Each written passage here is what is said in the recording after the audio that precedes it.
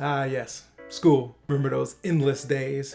So full of youth and joy. The whole world and your whole life was in front of you, right? Remember all those wonderful crushes that you had, but you never had the courage to tell them how you really felt? And of course, how could any of us forget those gruesome murders happening around us every period? Well, at least that's how Hollywood remembers it anyway. What's up, low-hanging fruit? It's your boy, Dwight Smith. And just like you, I'm too a huge fan of WatchMojo.com on YouTube, but they refuse to do any of the top 10 lists I send in, like top 10 crack addicts turned political figures. So I guess I have to take it into my own hands with my own top 10 list. Today I will be doing a top 10 list on the top 10 worst fictional schools to attend, and they will not be in any particular order, so don't think about it too hard. So without further ado, reach in the back of that closet, grab that GED, go ahead and rip that thing up, because it's time to take one more magical bus ride on the Magic Cheese Bus, y'all. Starting off the list with number 10, School of Good and Evil, from School of Good and Evil. Now this is the first one on my list actually because I've never actually watched the show, and I don't plan to really, but any school with that type of name has to be on this type of list, right? After doing a bit of research on this show, I found that it is pretty similar to another show called The Magicians, with a lot less promiscuous sex. They literally decide if you're gonna be good or bad at the beginning of your schooling there, which is just one of the horriblest things you could do to a freshman at a new school, only second to none to a different school we will be getting into later on down on the list. Plus they got Morpheus as the headmaster, so can't be that bad, right? Number 9, Liberty High, from 13 Reasons Why. Now I wanted to actually do one that hits a little closer to home, you know? For Caucasian Americans, that is. Everything that goes on at Liberty High is just the worst nightmare for all liberal parents in America, and what they actually think goes down in most of these schools nowadays anyway.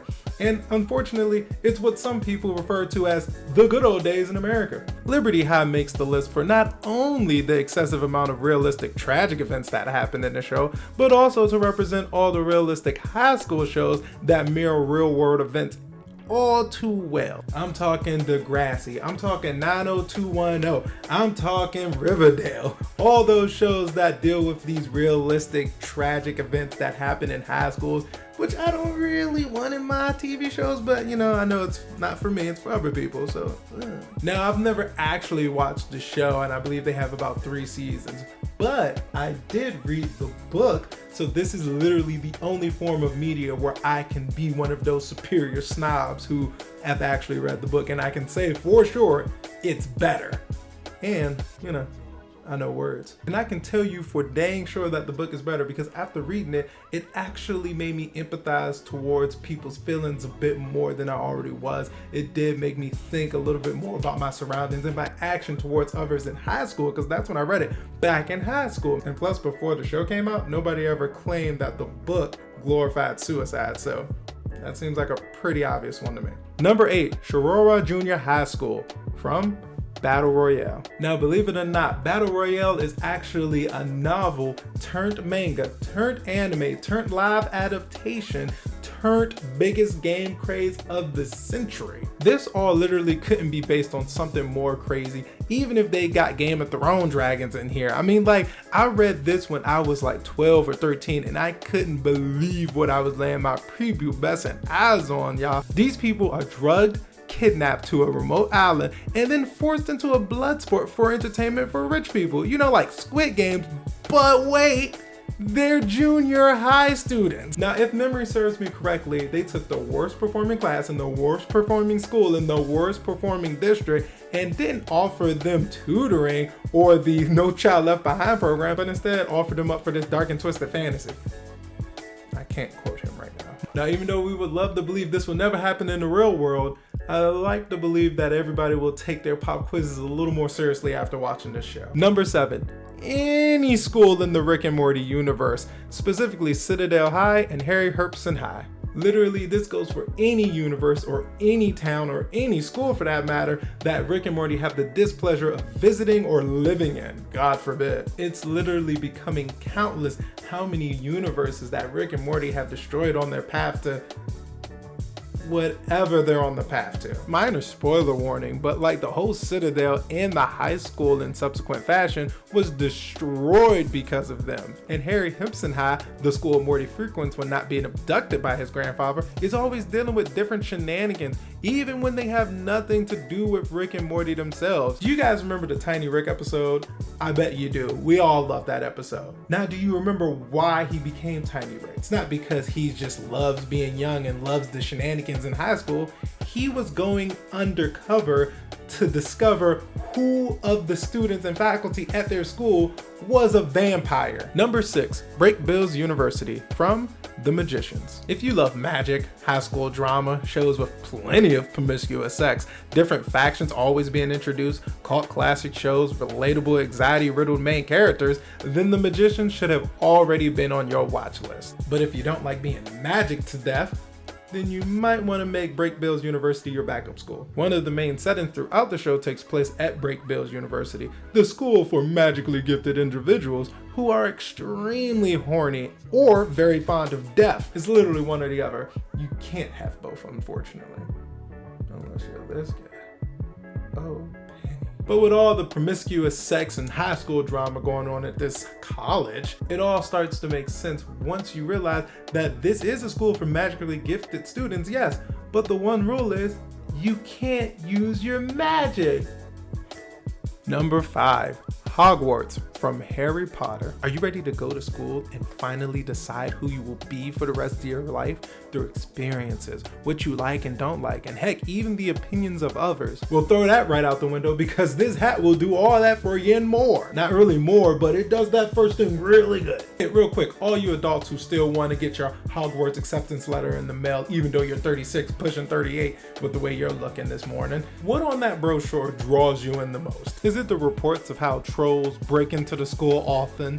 Is it about how the school's located right next to the dark forest and looks good on a pamphlet? Is it the death row inmates that escape from the worst prison in the world for magically gifted people and then last being spotted at that school? Is it because it's the Dark Lord's alma mater? Oh, it must be the ghost roaming around. Oh, excuse me, the ghost of students hunting a bathroom. And for the parents, what evil spirit possesses you to keep sending your lovely younglings back there every year? You're begging for your students' death at this point. Like, you're begging for your child not to return after this semester. Like, come on. And for the life of me, please, nobody go into my comment section and say it's because Dumbledore is the best and he's the headmaster. I don't want to hear that goofy shit. I don't want to hear how a former magical terrorist is the headmaster and that's what impresses you. Number 4, Luke's Jedi Academy from Star Wars. TBH, this idea did make sense back in the day. You know, let's make the Jedi great again. You know what I mean? Just a school for little green people and young Jedi hopefuls, but no women. Really, I don't even want to put this school on the list, and it wouldn't even be on this list, you know, if not for one little thing that I don't even know why I'm bringing it up. But the only teacher at the school may try to murder you once in a while, you know. Now look here, Lucas fanboys, before you even jump off at me in the comment section, let me just say, you can't, I get it, you can't really blame Luke for, you know, standing over his star people who also happens to be his nephew and, you know, thinking about murdering him. You know, you can't blame him for... No, you can blame him. You can blame him for that. Yeah, no. He can be blamed for that. You're damn right Kylo is an emo. What the fuck? He has an emo upbringing. Suffice to say, he is justified in the way he acts in The Force Awakens throughout the whole trilogy. When the Jedi Order refused Anakin when he was a young child, they said he had too much darkness in his heart and they did not want to teach him the ways because of that. Okay, and then they left it at that. And then Obi-Wan brought him back and forced them to accept him anyway. Did anybody ever stand over him when he was asleep and draw their lightsaber to maybe kill him? Yeah. But hey, good news, at least we know nepotism didn't work out in this situation. Number 3, Smallville High from Smallville. Now, if you don't know what Smallville is, first of all, stop watching the video. I don't care if you don't leave a like or comment.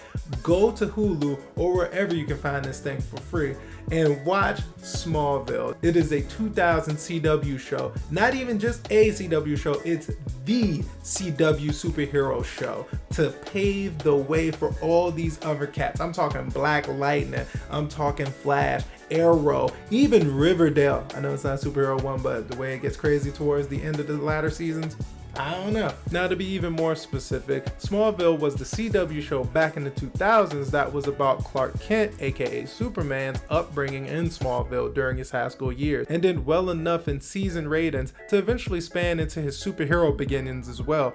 But we're here to more so focus on the first few seasons that solely take place in Smallville, and with Smallville High being a big setting. Now, in the first 3 seasons, where the main setting is usually Smallville High, I can guarantee you that an average of 1 to 5 students were dying per episode. By the way, Smallville is exactly that.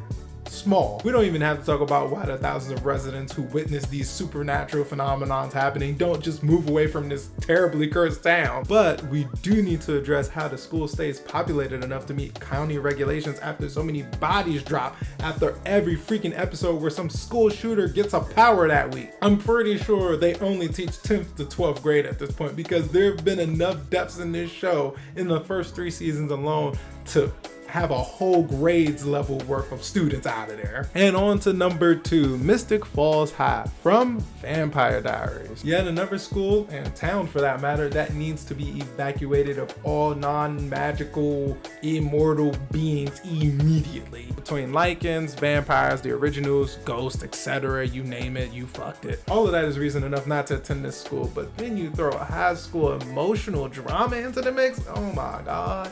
This is like Twilight on crack, people. Like, I really challenge the IQ of the people who live in this town. I don't think the people of Mystic Falls understand the difference between an average and an acceptable amount of unexplained deaths in your town. In my thought process, this town is shown to be almost as small as Smallville, really. Even if it isn't that small, I mean, like, it's still a small town in the sense of like, everybody in your grade would literally live in the same 3-block radius of each other. I mean, like, it's literally the type of town where you have to ask your parents if they recognize the person you're dating from any family reunions before you make it any more serious. So you think with all the pale, sexy vampires, spooky gothic houses, and gruesome murders every single week, that would really make residents there hesitate to stay. But I guess the house economy in that town is just different, you know?